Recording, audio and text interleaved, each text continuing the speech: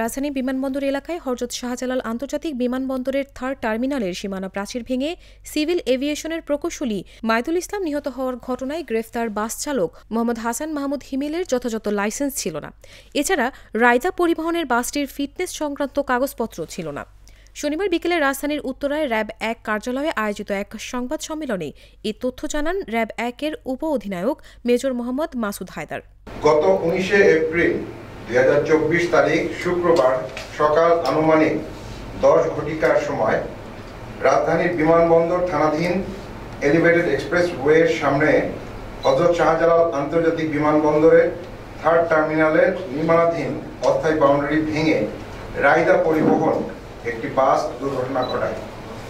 এ সময় রায়দা পরিবহনের বাসটি একই দিক থেকে গমনকারী মোটরসাইকেল চালিয়ে যাওয়া সিভিল এভিয়েশনের উপসহকারী প্রকৌশলী মাইদুল ইসলাম সিদ্দিকীকে মোটরসাইকেল সহ চাপা দিয়ে 3য় টার্মিনালের নিরাপত্তা বাউন্ডারি ভেঙে ভেতরে ঢুকে যায়। পরবর্তীতে দুর্ঘটনাস্থল হতে গুরুতর আহত অবস্থায় স্থানীয় লোকজন কর্তৃক মাইদুল ইসলাম সিদ্দিকীকে কুর্মিটোলা জেনারেল হসপিটালে নিয়ে যাওয়া হলে কর্তব্যরত চিকিৎসক তাকে মৃত ঘোষণা করেন।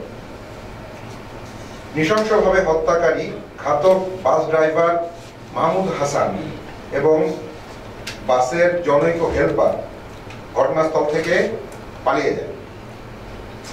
দুর্ঘটনার সংবাদটি পাওয়া মাত্র র্যাবের চৌকস দল র্যাব 1-এর চৌকস দল উক্ত ঘটনার তদন্তে বেরিয়ে পড়ে।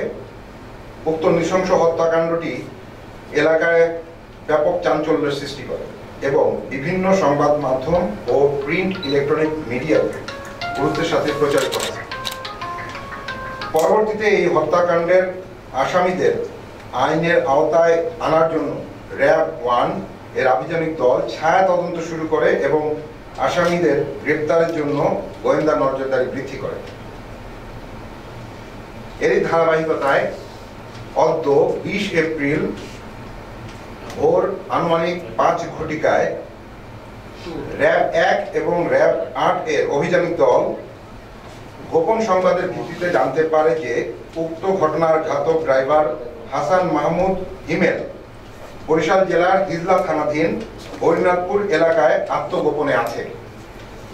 উক্ত সংবাদের ভিত্তিতে র্যাব 1 এবং র্যাব 8 এর আভিযানিক দল বরিশাল জেলার হিজলা থানাধীন হরিনাথপুর এলাকায় যৌথ অভিযান পরিচালনা করেন এবং এই হত্যাকাণ্ডের ঘাতক ড্রাইভার হাসান মাহমুদ হিমেলকে গ্রেপ্তার করে এবং প্রাথমিক জিজ্ঞাসাবাদে জানা যায় যে তার এ ধরনের বড় বাস চালানোর লাইসেন্স যথাযথ ছিল না এবং গাড়ির ফিটনেসের কাগজপত্র ছিল না বলে তিনি স্বীকার করেন এবং তার গ্রেপ্তারকৃত এই আসামির বিরুদ্ধে আইনানুগ ব্যবস্থাগুলি প্রক্রিয়াধীন রয়েছে।